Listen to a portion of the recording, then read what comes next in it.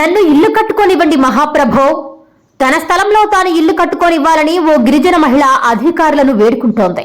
అదేంటి, ఆమె స్థలంలో ఇల్లు కట్టుకోవడానికి అధికారుల అభ్యంతరం ఏముంటుంది అని అనుకుంటున్నారా? వివరాల్లోకి వెళితే, ఇందుకూరుపేట మండలం డేవిస్పేటలో ఎస్తేరమ్మ అనే మహిళ తన బిడ్డలతో కలిసి గ్రామంలోని బీసీ కాలనీలో అద్దె ఇంట్లో ఉంటోంది. ఆమె బ్రతుకుదెరువు కోసం 10-15 ఏళ్ల క్రితం ఎక్కడి నుంచో వచ్చి కూలి పనులు చేసుకుంటూ జీవిస్తోంది. వచ్చిన సంపాదనలో కూడేసి గ్రామంలోనే 50 అంకణాల స్థలం కొనుక్కుంది.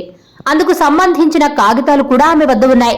అయితే ఆమె పక్కా కట్టడాన్ని ప్రారంభం నుంచి అఖిల భారత హిందూ సంఘంతో పాటు స్థానికులు అడ్డుకుంటున్నారు. ఆమె క్రిస్టియన్ అని, ఇక్కడ ప్రార్థనా మందిరాన్ని కడుతుందని గ్రామస్తులు చెబుతున్నారు. ఇళ్ల మధ్యలో ప్రార్థనా మందిరం కట్టరాదంటూ హిందూ సంఘం నాయకుల అండతో నిర్మాణాన్ని వారు అడ్డుకుంటూ ఉన్నారు. తమ ప్రాంతంలో మతపరమైన గొడవలు జరిగే అవకాశం ఉందని వారు ఆందోళన చెందుతున్నారు. ఈ క్రమంలో వారు పోలీసులకు సైతం ఫిర్యాదు చేశారు. దాంతో పోలీసులు వచ్చి ఆ స్థలంలో ఎలాంటి నిర్మాణం చేయరాదని ఎస్తేరమ్మని హెచ్చరించారు. ఎట్టకేలకు స్థానికులు హిందూ సంఘం నాయకులతో ఆమె సర్దుబాటు చేసుకుంది. ఆ మేరకు ఆమె ఇక్కడ ఎలాంటి పరిస్థితుల్లోనూ తాను ప్రార్థనా మందిరం కట్టబోనని, కేవలం ఇల్లు మాత్రమే కట్టుకుంటానని గ్రామస్తులను వేడుకుంటోంది. దాంతో గ్రామస్తులు సంబంధిత అధికారులు అనుమతిస్తే ఇల్లు కట్టుకోమని సూచించారు. దాంతో ఆమె మీడియాతో మాట్లాడుతూ తనకు తన స్థలంలో ఇల్లు కట్టుకునే అవకాశం ఇవ్వాలని వేడుకుంటోంది. స్థలం మరియు గ్రామకంఠం స్థలంలో గత 8 సంవత్సరాల నుంచి వివాదం జరుగుతూ ఉంది. ఈ స్థలం ఎండోమెంటు, ఈ స్థలం గ్రామకంఠం అని చెప్పి ఇద్దరి మధ్య వాగ్వివాదం జరుగుతూ ఉంది.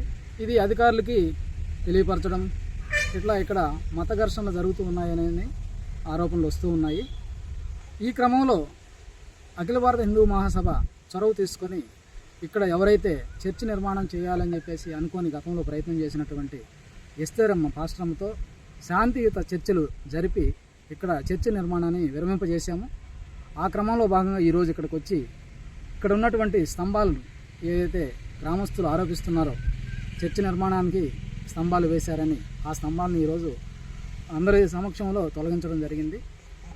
ఆమె ఈ స్థలంలో తనకంటూ ఒక అద్దె ఇంట్లో ఉంది. ఆ ఇంట్లోంచి మరో ఇల్లు కట్టుకుని వెళ్ళాలనే క్రమంలో ఆమె ప్రయత్నం చేస్తూ ఉంది. దాన్ని అధికారుల వద్ద మీరు అనుమతులు తీసుకొని మీరు ఇంటి నిర్మాణాన్ని చేసుకోవాలని చెప్పేసి మా పార్టీ తరఫున మేము ఆమెకు నచ్చజెప్పడం జరిగింది. చర్చిని అయితే ఇక ఈ పంచాయతీలో కానీ ఈ పరిసర ప్రాంతాల్లో కానీ మేము నిర్వహించడం లేదని చెప్పేసి పాస్టర్మ్మ చెప్తూ ఉన్నారు. వారి మాటల్లో కూడా మీరు వినొచ్చు. నమస్తే. జరుగుతున్నాయి అయితే చర్చి కాదండి, నేను ఇల్లే కట్టుకోవాలని గత సంవత్సరాల నుంచి నేను ప్రయత్నం చేస్తున్నాను. అధికారులందరూ స్పందించి నాకు ఇల్లు కట్టుకోవడానికి అనుమతించమని కోరుతున్నాను. నేను మందిరం అయితే కట్టను, మీకు ఎలాంటి రాతపూర్వకంగా తెలియజేస్తాను. నాకు ఇల్లు కట్టుకోవడానికి మాత్రం పర్మిషన్ ఇప్పించమని నేను కోరుతున్నాను. మీకు కాదని నేను మందిరం కట్టి ఈ ఊర్లో ఉండలేను.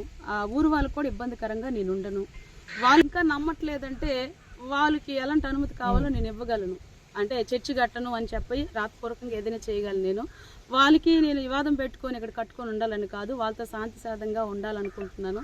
దయచేసి గ్రామ పెద్దలు కానీ అధికారులు కానీ నాకు సహాయపడేటట్టు స్పందించండి.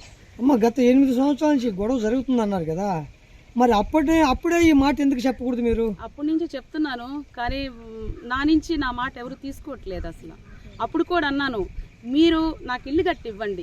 ఊరి పెద్దలతో కూడా చెప్పాను, నా డబ్బులతోనే నాకు ఇల్లు కట్టి ఇవ్వండి. మందిరం అంటున్నారు కదా, నేను మందిరం కాదు, మీ ఇష్ట ప్రకారం నాకు కట్టి ఇవ్వండి అని కూడా పెద్దలను అడిగాను నేను. దానికి కూడా వాళ్ళు స్పందించుకుంటా ఒకే మాట, మందిరం అంటే నేను ఇంకేం సమాధానం అలాగని చెప్పి వేరే దగ్గర మందిరం కట్టుకొని నేను అక్కడ ప్రార్థన చేసుకుంటున్నాం. ఆ మందిరానికి ఇక్కడికి ఏం సంబంధం లేదు. నేను మాత్రం ఇక్కడ ఉండడానికి ఇల్లు కట్టుకుంటాను. మందిరం కడతానని ఇంకా అలా అంటూ ఉంటే నేను సమాధానం చెప్పలేను. స్థానికులు సరే వినరు, అధికారులు వినరా? ఈ విధంగా మీరు చెప్తే ఎందుకేం లేదు? అధికారులు కూడా ఏమంటున్నారంటే మందిరం గురించి వాళ్ళు ఇప్పుడు స్పందించలేదు, అంటే ఆ మాట తీసుకురాలేదు. మందిరం కట్టుకుని అధికారులు కూడా చెప్తున్నారు, పలానా దగ్గర మందిరం కట్టుకున్నానండి. మందిరం అయితే ఇప్పుడు నేను కట్టట్లేదు, ఇల్లు గురించి నాకు హెల్ప్ చేయండి అని చెప్పి అధికారులతో కూడా నేను మాట్లాడుతున్నాను.